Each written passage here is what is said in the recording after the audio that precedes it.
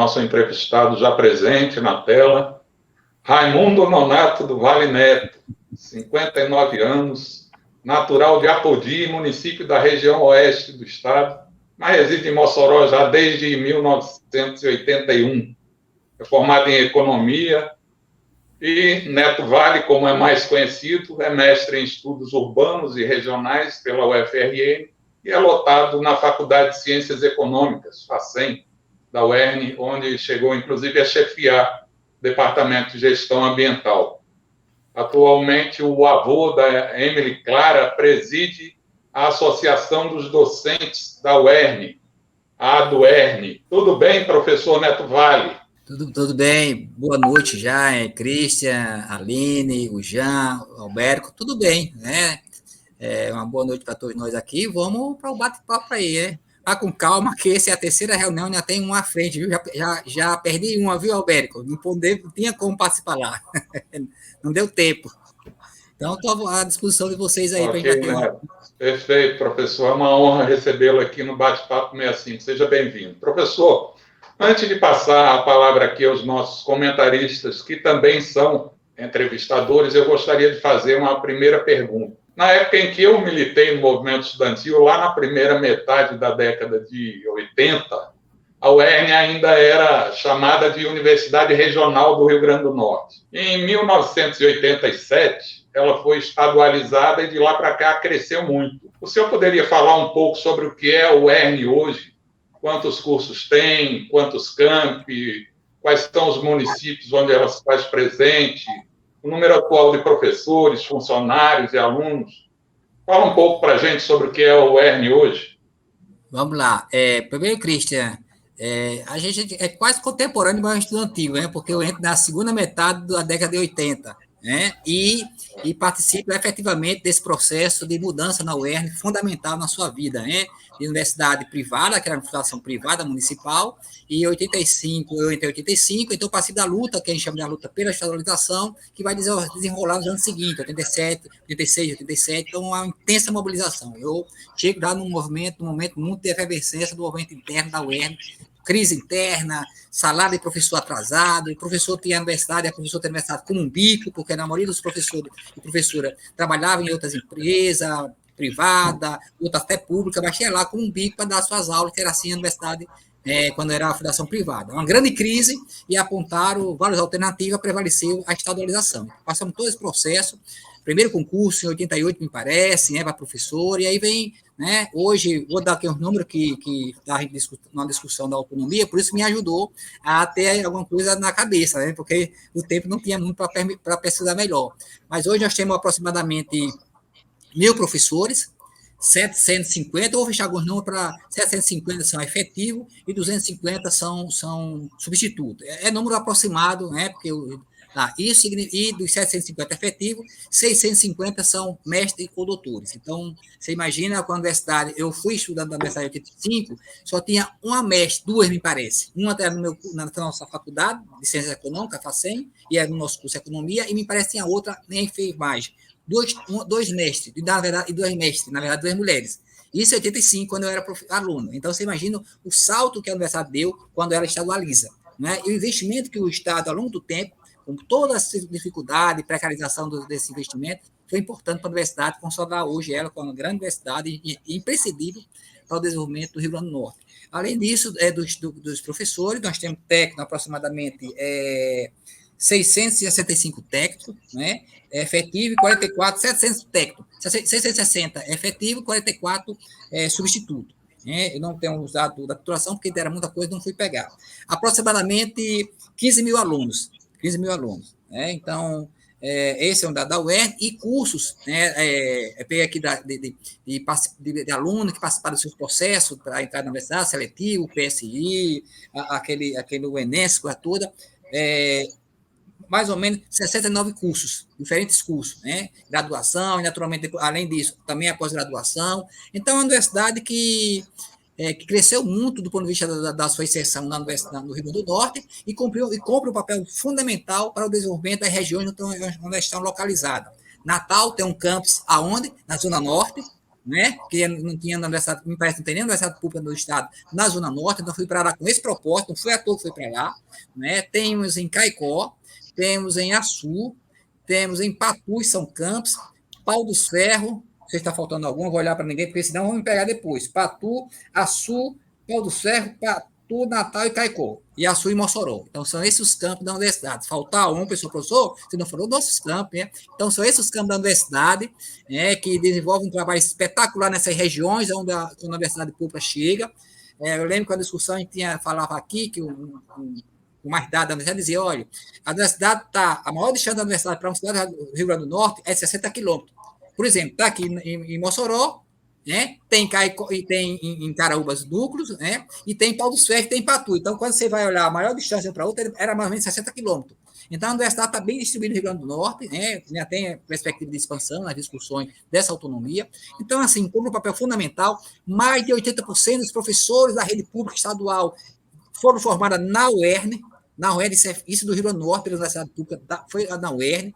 Então, você não vai encontrar, não vai deixar de encontrar numa escola pública do Estado do Rio Grande do Norte, fundamental, nível médio, você vai encontrar muitos professores da universidade. E alguns municípios, os gestores da universidade, então, os quadros desse município, a maioria são formados na universidade. Então, a universidade tem um impacto social, um resultado social muito bom no Rio Grande do Norte. Né? Por isso que a gente luta e defende a universidade pública, isso é um fio de esperança para o nosso Estado, tirá-lo dessa situação que se encontra hoje. Com certeza, passa pela universidade, pelo seu apoio, pela sua contribuição. Perfeito, impressionante a dimensão que adquiriu, né?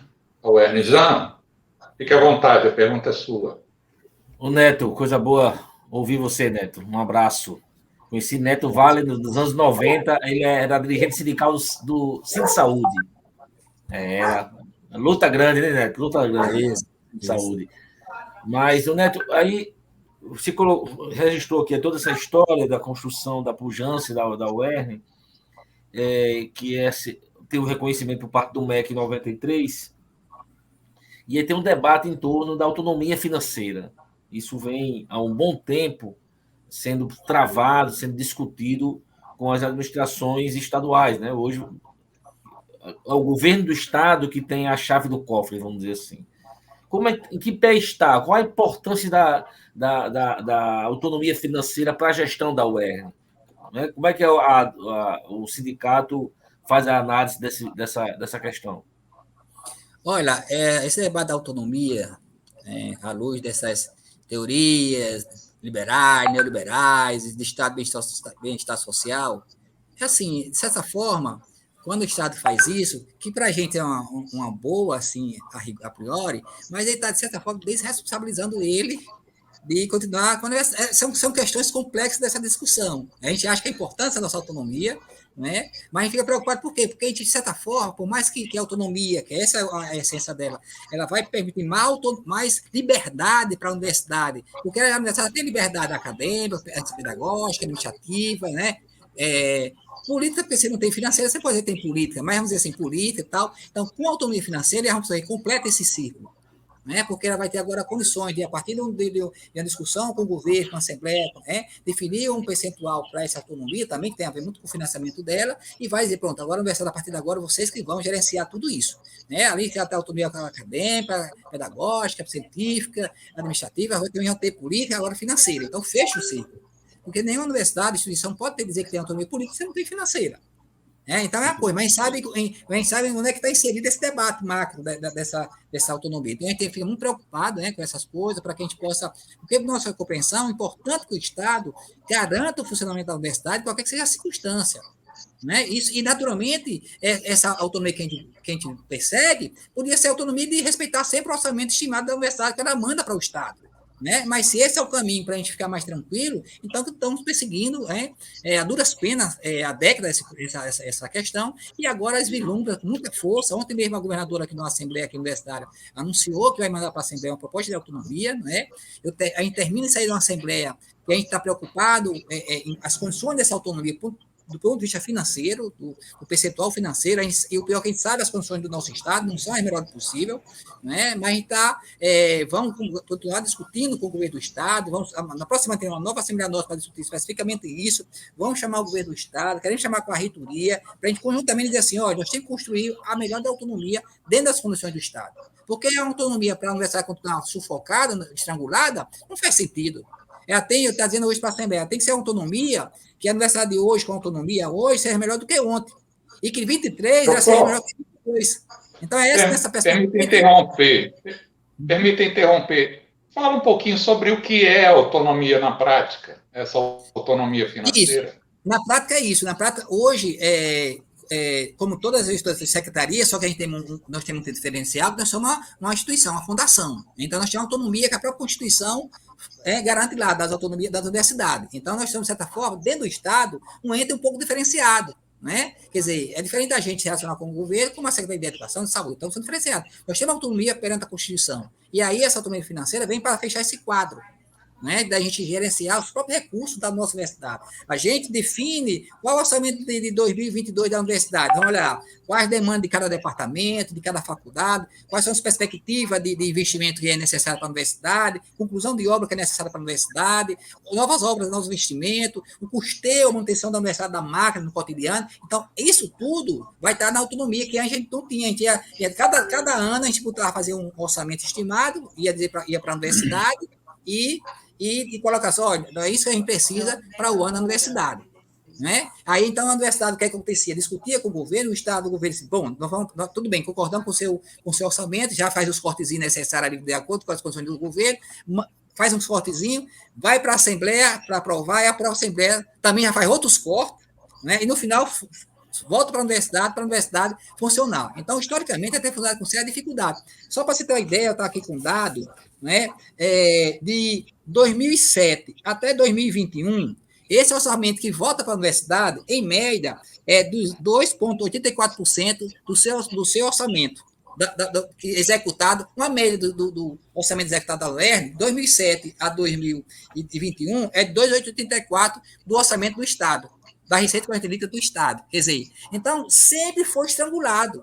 Por isso a gente diz assim, olha, essa autonomia não pode pensar um percentual baseado no que chegou para a universidade no final, né? Porque sempre ele foi assim, no limite. A universidade, com todo esse crescimento fantástico, mas foi a engenhosidade, professor e técnico, estudante aqui discutindo como fazer o melhor caminho nas condições da democracia interna da universidade, que é outro problema. Então, a gente chegou a esse patamar, nesse nível. Ou você imaginasse, se a universidade chegasse nesse período todinho, 2017, por exemplo, enquanto o orçamento estimado que a gente mandava para lá, a média é de 3,66% desse período todo, enquanto que a média que realmente chegou aqui é de 2,84%. Então, quer dizer, a universidade, só concluindo, a autonomia é isso, a universidade vai gerir agora, assumir completamente a sua autonomia completa, política, pedagógica, financeira, e vai agora gerenciar. Nos próximos períodos, essa é a ideia que está nessa discussão. Né? Perfeito. Aline, a vez é sua. Boa noite, professor. Professor, você é bem objetivo aqui, o senhor já tratou, de certa forma, desse tema. Eu queria só que o senhor pudesse aprofundar um pouco mais como está essa luta pela autonomia financeira, né, no momento, qual é o estágio atual dela e o que é necessário para que essa conquista seja materializada e se transforme em realidade. Boa noite, Aline. Prazer estar aqui com você, com a turma aqui. Olha, como é que está? Ontem foi aniversário da universidade, 28 de setembro, a universidade completou 53 anos de existência, desde o seu nascedor até a fase atual, passando de estabilização e privada. Então, como é que está hoje? Ontem a professora anunciou que vai mandar para... Existe uma discussão, uma comissão na universidade, entre Estado, composta por membros do Estado, da reitoria, dos técnicos e do docente, uma comissão chamada Comissão de Autonomia, que está discutindo isso há muito tempo. Nós discutimos no congresso nosso lá nos anos 2010, por aí, lá em Patu, fizemos várias discussões até lá, então essa autonomia chega agora para o governo mandar para a Assembleia. Ela disse ontem que ia mandar para a Assembleia, mas não terminou ainda, porque hoje a gente teve uma Assembleia, já colocamos isso para a governadora hoje manhãzinha, na visita que a gente fez no nosso sindicato, que nós estamos preocupados com essa autonomia, que a autonomia não pode manter a universidade no sufoco. porque se for para manter no sufoco, precisa de autonomia, então já está acostumado a viver no sufoco. Então, está bem assim, está bem adiantado, mas nós queremos ainda influenciar nesse processo todo para melhorar alguns indicadores dessa autonomia. Se vamos conseguir ou não, mas nós estamos... Está em aberta a discussão. Meio que ela manda para a Assembleia, precisa de um tempo da Assembleia, um período lá para regimentalmente entrar na discussão, mas vamos procurar a governadora nos próximos dias, a reitoria, segunda-feira, tem audiência, para discutir com ela, com a reitoria, olha, nós precisamos nos justificar em toda essa autonomia, porque é o futuro da universidade, não pode ser qualquer autonomia. É fundamental, é muito importante a autonomia, mas não pode ser qualquer autonomia. Então, a gente está em discussão, o governador deve enviar próximos dias para a Assembleia e nós vamos conversar para ver se a gente melhora alguma coisa até o martelo final. Esse é o nosso objetivo, mas está andando. Né? Avançou muito com a governadora Fato, se prometeu mandar para a Assembleia nos próximos dias. Então, está muito avançado. Ok. Albérico, você fecha essa primeira rodada. Opa, beleza, Neto. Obrigado aí mais uma vez. Já tivemos com ele hoje, Christian, ontem e hoje. Inclusive, eu queria voltar, Neto. Sim, obrigado. E daqui a pouco a gente se encontra, né? Talvez ainda esteja rolando lá o nosso compromisso que nós perdemos até o momento. Mas veja bem, eu estava aqui pensando numa pergunta, mas me lembrei que você tocou na resposta que deu a Aline, nesse evento que aconteceu hoje pela manhã, que eu estava lá presente também, né? Que foi a visita que a governadora fez, Christian, dentro da agenda dela, ela fez uma visita, né? Que se transformou numa reunião, uma assembleia, lá na Duerne, na sede da Duerne aqui, perto, inclusive, da própria universidade. E foi uma reunião bastante significativa, né? Porque tinha, inclusive, secretários e secretárias, né, do governo da professora Fátima, que são oriundos, né, da UERN. Então, assim, foram tocadas, eu queria que você falasse um pouco sobre essa reunião, a expectativa que foi gerada e, evidentemente, as conclusões, né, que você acha que elas que foram, os encaminhamentos que foram tirados lá, né, e principalmente tocando em dois assuntos, né, porque tem relação. Né? Na verdade, a questão da autonomia democrática, né, ela sempre também teve, né, quando a gente fala na democracia da universidade, a gente sempre falou da questão da lista tríplice, né? Então, eu queria saber também, que ela já anunciou o fim da lista tríplice, né? Fiz assim, arrudei todo, como se diz aqui no interior, para perguntar o seguinte: quais foram os frutos dessa reunião, né? E a reafirmação de que ela já tinha dito no dia anterior, ontem, né? Aqui na instalação do governo, aqui em Mossoró. Olha, Albérico, boa noite, prazer estar aqui também com você. Olha, primeiro assim, nós estamos assumindo a direção do sindicato, do UERN, né? Uma entidade que está fortemente presente na história da universidade, é ele que historicamente provocar, tensionar essas questões da autonomia, da democracia, né? Então, é tanto que falta reconhecer, tanto que foi nós que provocamos, por último, aqui no debate interno disso, e levamos para a fato, ele recepcionou muito bem essa questão da autonomia e da lista tríplice. E então, assim, nós estamos assumindo isso recentemente no nosso sindicato, e nós temos que ter a seguinte estratégia: nós precisamos dialogar com o governo, e não podemos esperar para amanhã, porque aniversário da cidade, aniversário da UERN, proposta de autonomia que pode vir a qualquer momento, concurso público, a lista tríplice, nós temos um passo curto em função do calendário eleitoral do próximo ano, então a gente está sufocado num tempo curto, a gente precisa agir, dar voz e dar visibilidade às nossas demandas, e a sociedade tem que saber, principalmente a categoria, que nós estamos fazendo alguma coisa. Então foi uma loucura esses últimos dias. Foi para Natal, conversamos com tudo que era brecha de governo para a gente criar um ambiente de negociação para avançar nessa perspectiva. A maioria da categoria tem recepcionado muito bem, muito elogio a nossa postura. Temos crítica também, e a gente tem muita tranquilidade recepcionado, não é? Porque confunde. Nós temos entendido muito claro: o nosso sindicato é autônomo, isso a gente não abre mão. Agora, fazer política grande, a gente vai deixar de fazer. Porque nós precisamos negociar com o governo, precisamos negociar com a reitoria, e vamos procurar, às vezes, que é necessário negociar para o bem da universidade, da nossa categoria. Então, hoje de manhãzinha foi muito boa essa visita, foi uma retribuição, essa visita que a gente fez em Natal, recebendo muito bem a governadora, que qualquer um fosse lá ia receber, porque não nossa governadora. Então, recebemos muito bem, dialogamos com ela, colocamos a importância da autonomia para a universidade, destacamos a participação da UERN nesse processo todo, da lista tríplice, que a gente foi uma provocação nossa, fizemos um movimento nacional nesse momento de pandemia, e a gente mudou internamente, mandando para o governo, de repente, assim, rapidamente ela conseguiu botar para aprovação, e estamos aprovado isso. É muito importante também, por quê? Porque aí, olha só, a dimensão dessa fim da lista tríplice, o governo abriu mão do poder de escolher entre os três mais votados, que era o mecanismo, ele podia escolher qualquer um. Às vezes a pessoa tem um polêmico com a história federal, mas o governo pode escolher qualquer um. O problema é que pode escolher um que teve 5% e deixar um que teve talvez 5% dos votos. Por isso que o finalista triplo, historicamente participando do movimento estudantil, a gente sabe que era importante para nós, do segmento interno da universidade, técnico, estudante e professor. Então, sempre lutamos por isso. Então, é muito importante esse ato da governadora de fazer com que acabasse a lista tríplice. Esperamos que ela agora, não só no seu governo, mas quem entrar futuramente também mantenha. Porque foi no seu governo, durante décadas, que aconteceu essa mudança. Né? Eu sempre digo assim, olha, a universidade passou 40, 50 anos em sintonia a gestão interna aqui com o governo e não conseguiu fazer isso. Então, a gente não pode dizer, não pode negar que está num ambiente, num contexto diferente. E, inclusive, na contramão do Brasil. Autonomia, lista tríplice. Agora, nós queremos em condições melhores para a nossa universidade. Estamos lutando por isso, é o papel nosso lutar. Eu disse hoje para a governadora, bacana a autonomia, é a história nossa, está se encontrando aqui, a lista tríplice, mas nós queremos mais, porque a nossa defasagem é muito grande. Então, a gente está querendo, na medida possível, nas condições do Estado e com a governadora que está aí querendo discutir com a gente, se abrindo para a gente a discussão, queremos aproveitar o máximo que puder dessa situação, desse contexto. Perfeito, professor. Jean, você abre essa segunda rodada, fique à vontade. Neto, é muito bom ouvir você. Eu vi esse papel que a UERN tem nessa questão do desenvolvimento econômico do nosso Estado, né? Como acho que o próprio Alberto falou, vários secretários do governo, você falou dos professores, a grande maioria dos professores do Estado são oriundos da UERN. E vários secretários do governo da professora Fátima, são também da UERN. Eu trabalhei até pouco tempo atrás com o Aldemir, que é economista da UERN. Tem vários, né? E aí, essa questão, Neto, que é própria da luta sindical, essa questão da remuneração. A gente vê aí que a governadora vem fazendo um esforço gigantesco de atualizar os atrasados, os salários do governo Robson, já pagou 90% do que devia, vamos dizer assim. E na UERN, como é que ficou essa questão? Qual é a pauta em relação à questão salarial? Esse atraso de Robson repercutiu na UERN ou vocês não entraram nesse pacote? Como é que é isso? O atraso? Conta pra gente como é que tá.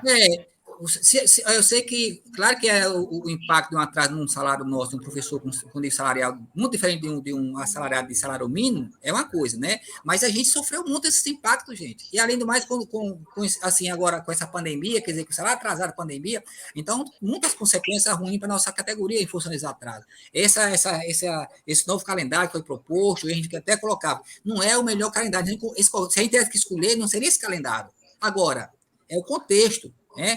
Neto, esse calendário foi bom? Quem me conhece sabe. Não.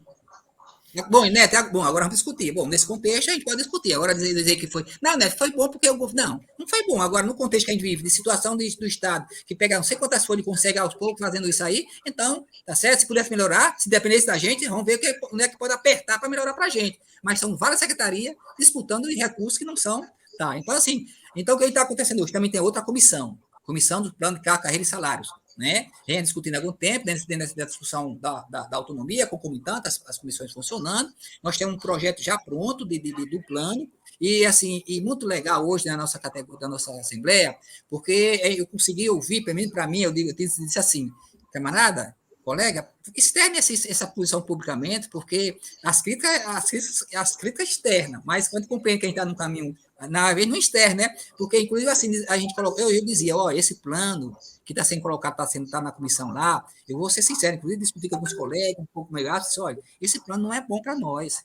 Assim, esse plano está rebaixado diante daquele documento que ele mandou para o governador, dizendo que ele tem uma perda de 200% nesse período de 2012, que foi o último acordo nosso, e coincidentemente estava eu, o Flauberto, que é do governo aí, no sindicato. Então, foi a última negociação que houve, nós estávamos presentes, e agora, novamente, com a perspectiva de nova negociação. Então, fico muito à vontade em discutir essa questão hoje. Então, eu quero que nossa gestão seja melhor do que foi a nossa. Então, nós tínhamos 10 colegas lá bravos para discutir com a gente, conversar com a gente, e eles disseram assim, esse plano nosso, então, como eu dizer, não é legal. Agora, nós estamos vivendo um contexto, e é um plano novo, porque a gente tem um plano de 89. Então, para a gente é uma vitória estupenda que a gente consiga aprovar o plano novo, como a gente estava pensando na nossa estratégia.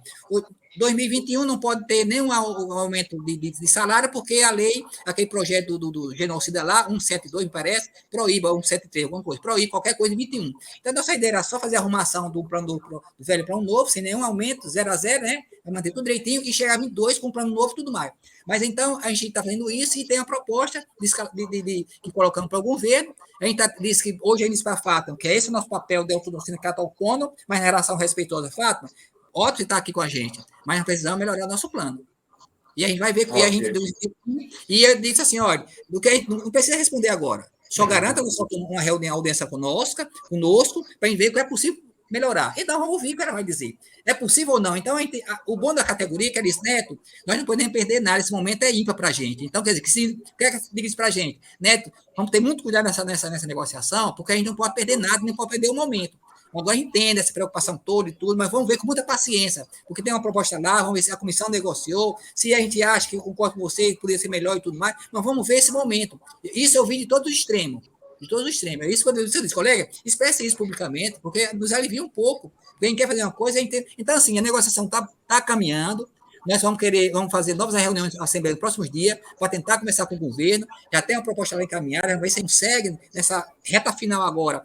Fazer um texto só, nós, os técnicos, fazer um texto só para encaminhar os 2 projetos e ver se aí consegue melhorar. Vai ser muito claro o ambiente que a gente está vivendo, o contexto econômico, social, político, e a gente quer ver se a gente consegue, nesse contexto, tirar o melhor para a nossa categoria. Esse é o nosso propósito, que a gente discutiu hoje na nossa Assembleia, fazer uma Assembleia, chamar todo o segmento para unir em torno da autonomia, ver se a gente consegue também unir em torno de um projeto de plano de cargo para técnico e docente, que valorize também nós, 10 anos sem nenhum aumento.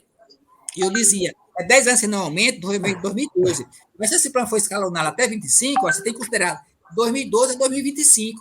Aí, no caminho, você conseguiu um reajustezinho, né, para aliviar um pouco. Então, a gente tem que entender todo esse processo. Essa é a situação que eu faço para a categoria, e a gente espera que a gente possa concluir o mais breve possível e a gente conseguir usufruir dessa luta nossa, que não é só dessa diretoria, é um cômodo de nossos colegas anteriores, de presidente e presidenta, que tem tocado no sindicato com muita bravura nesse período todo. Neto. Ok. Fique à vontade para fazer a sua pergunta. Certo. Neto, olhando aqui para frente, né, essa questão do não pagamento dos salários, como é que vem sendo tratada? Como é que está a situação da carreira docente? Você falou um pouco sobre o plano de cargos e salários. Eu queria que você pudesse trazer mais elementos para quem está nos acompanhando agora e para quem vai assistir depois também, porque eu percebo que existe muito quando se fala de plano de cargos e salários, um foco muito na questão da remuneração, do aumento, né, dos reajustes, que é uma coisa importante. Mas eu queria saber se vocês estão tratando também sobre a questão da qualificação, das capacitações, né? Você trouxe aqui um elemento muito importante no que concerne a quantidade de professores, mestres, de quando você foi estudante e de como é a realidade agora. Então, como é que o plano trata também, digamos assim, não vou dizer de uma compensação, mas de remunerar melhor, até para incentivar que o corpo docente e também o corpo técnico da universidade esteja também se reinventando, estudando, se qualificando, se capacitando para prestar um melhor serviço à sociedade, que ao final e ao cabo é isso que a universidade pública gratuita faz, né? Queria que você pudesse falar um pouco se isso está sendo também pensado e apresentado. O próprio plano fala, plano de cargos, carreira, como é que a gente faz essa carreira na universidade, e remuneração, essa coisa toda. Então, a gente tem preocupação também com a questão em geral, com a valorização do nosso corpo docente. Por quê? Porque se não acontece isso, a universidade perde quadros para outras universidades federais, privadas, que paguem melhor. Né? Porque são excelentes profissionais, doutores, de renome e tudo mais. Então, se não estiver na universidade, a gente gosta muito da educação, mas não faz educação de bolso vazio. Então, em situações precárias, você tem a oportunidade de ascender e tem a oportunidade melhor de salário. Então, a gente perde se a universidade também não pensar nisso. E a autonomia, ele também, além dessa questão salarial, garantir um bom plano, também, naturalmente, as condições de trabalho da gente. as opções de trabalho docente é importante, o ambiente de trabalho, laboratório, estudo, concursos para novos professores, como eu estava colocando, são aproximadamente 1.000 professores, mais 20% são substitutos. Claro, tem um substituto, que é aquele substituto que um colega nosso saiu para capacitar, e ele volta, tudo bem. Mas tem outro por necessidade de vagas, que for gerado por aposentadoria, isso, aquilo, outro e tal, necessidade das novas demandas do nosso departamento. Então, a gente precisa de um concurso, que a FATA anunciou também, me parece que foi hoje manhãzinha. Então, é muito alvissareiro um ambiente que está criando em toda a autonomia desses planos, desses concursos, entendeu? Por isso, a gente precisa bater esse martelo nas melhores condições de autonomia do plano e, naturalmente, de concurso, de investimento novos, né? Nós temos aqui na universidade instituições de faculdade que começaram uma reforma de laboratório, acho que está com próximo de década e não concluíram ainda. Isso, a gente sabe, cada ano que passa isso sem ser concluído, são dinheiro público que vai para o ralo, porque se perde, deterioração material, você vai lá, entendeu? Então, no geral, o plano também ele aponta essa perspectiva da melhoria, da capacitação, de estimular esse tipo de coisa, né, para que a gente possa também continuar fechando esse ciclo. Hoje é quase um número elevado de doutores, mas a gente precisa avançar nos mestres ainda para chegar a essa titulação, porque aí vai produzir para a universidade, vai ter pesquisa, vai poder participar em melhores condições de editais, no mais diverso possível. Então, com tudo isso, faz com que a universidade melhore cada vez mais, né? Obrigado, professor. Albérico, sua segunda pergunta. Segunda e última, né? Neto, vamos mudar um pouco aqui o foco e vamos falar aqui economia misturada com política. Aliás, nós estamos falando economia com política, mas vamos falar um pouco mais, né, nesse sentido. Uma grande luta, ou talvez uma das maiores batalhas que os servidores, né, os servidores públicos estão enfrentando nesse momento, estão travando nesse momento, melhor dizendo, é a luta contra a PEC 32, né? A PEC 32/2000, que é a famosa PEC da reforma administrativa, que Christian gosta muito de falar da desforma administrativa, né? Queria saber qual é a opinião da DUERN, né, da associação, do sindicato, e queria que você aí também fosse falar um pouco sobre como é que está, e evidentemente que essa questão da reforma administrativa é uma das bandeiras para o fora Bolsonaro, que vai acontecer agora no sábado que vem. Aí eu queria que você juntasse essas duas coisas e me dissesse aqui para os internautas, né, a opinião da UERN, como é que vocês estão trabalhando essa questão, quais são os instrumentos, né, que vocês estão, o instrumento de lutas que vocês estão usando, né, estão aplicando, e também em relação à mobilização da categoria para o dia 2 agora, o Fora Bolsonaro, dia 2 de outubro, em Natal, Mossoró, no Brasil inteiro. Fora Bolsonaro, fora genocida. Olha, essa discussão que a Aline levantou do plano de carreira e salário, não só da UERN, mas da universidade em geral, hein? Quer dizer, tem muito a ver com essa reforma. Então, ele vai fazer letra morta qualquer perspectiva de política que tenha um plano no meio. Por quê? Porque você tem um cargo, mas não tem estabilidade, você não tem carreira mais com essa reforma, porque não tem carreira, você não sabe qual dia que você está na universidade, ou outro dia pode não estar, né? Abre para precarização, terceirização completa da universidade, quer dizer, então, ela realmente, né, é uma deforma, é uma PEC da morte, mais uma PEC da morte, então ela destrói o serviço público. Eu lembro da discussão do Celso Furtado, que pessoal da CEPAL, uma turma boa lá, que se preocupava com o Brasil, e disse, olha, nós precisamos de um corpo que é chamado insulado, quer dizer, dependendo de um corpo de funcionário, para trabalhar planejamento, naturalmente, estar à frente do Estado, para trabalhar as políticas públicas, e tem que ser um corpo de funcionário que tem que estar afastado das influências políticas para que ele possa desenvolver da melhor forma possível o seu serviço para a sociedade. Né? Então, essa é a ideia de funcionário público, é um corpo de homens e mulheres a servir da sociedade, e não pode estar influenciado por orientação A ou B, tem que trabalhar o melhor, e para isso tem que ter também sua autonomia financeira, com bons salários, uma carreira, ele sabe que ainda no serviço público, e isso não é em contradição com a avaliação rigorosa do seu serviço, não, não existe norma para avaliar o serviço, o servidor, então esse não é o problema. Então, ele pode ter uma carreira e saber que entra no serviço público hoje, e se continuar prestando seu serviço da melhor qualidade, ele vai sair nunca do serviço público, só quando se aposentar. E se ele for um péssimo profissional, seja homem, seja mulher, a avaliação tem lá, ele pode ser demitido. Então, esse não é o problema do serviço público. O problema é que quer destruir o Estado, essa história da falácia do Estado mínimo, né? Quer destruir o Estado para colocar esse dinheiro que é transferido para o Estado, bilhões e bilhões que é transferido para investir na educação, seja transferido para o setor privado para prestar esse serviço que é uma essência do Estado. Né? Uma educação nessas condições, ela tem condições de transformar a realidade do Estado. Essas condições na mão do Estado não tem. Porque o Estado tem interesse em transformar a realidade se não for para ele mesmo. Então, é fundamental. Então, a nossa participação, hoje a gente discutiu na Assembleia hoje, um colega lá fez até uma crítica, a gente é muito tranquilo, olha, Neto, cadê o ponto do dia 2? Caraca, a gente é um consenso da nossa categoria, do nosso sindicato.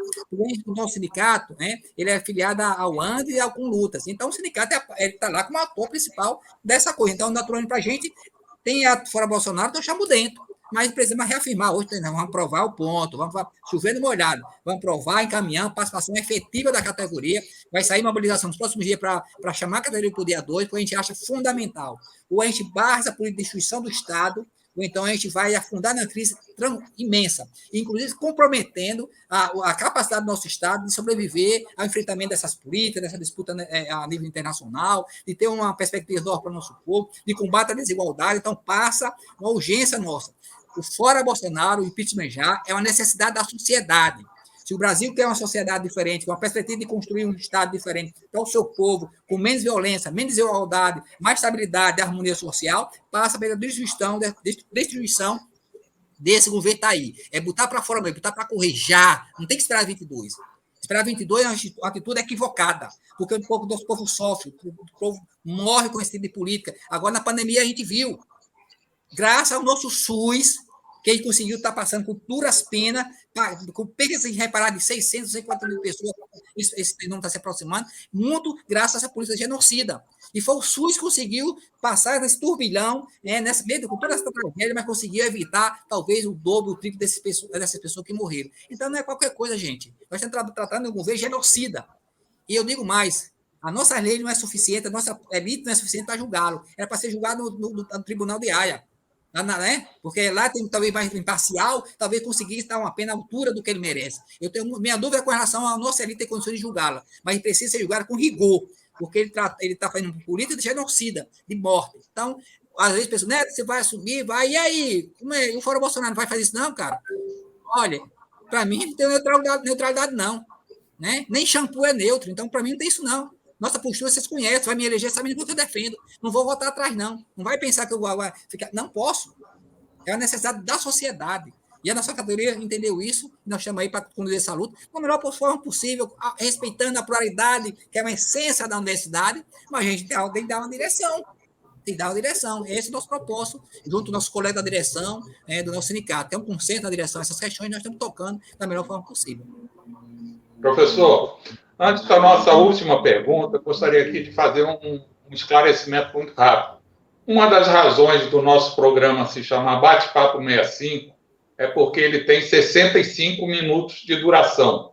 Portanto, nós já, digamos assim, extrapolamos, né, a previsão de tempo para a realização do nosso programa. Já podemos dizer que estamos nos encaminhando para a reta final. Então, após a resposta à próxima questão, o senhor já pode também aproveitar para fazer as suas considerações finais. Eu deixaria aqui o seguinte questionamento para o senhor. O senhor foi eleito recentemente em chapa única para a direção da ADUERN. Teoricamente, é uma diretoria que conta com um apoio amplo, né, da categoria.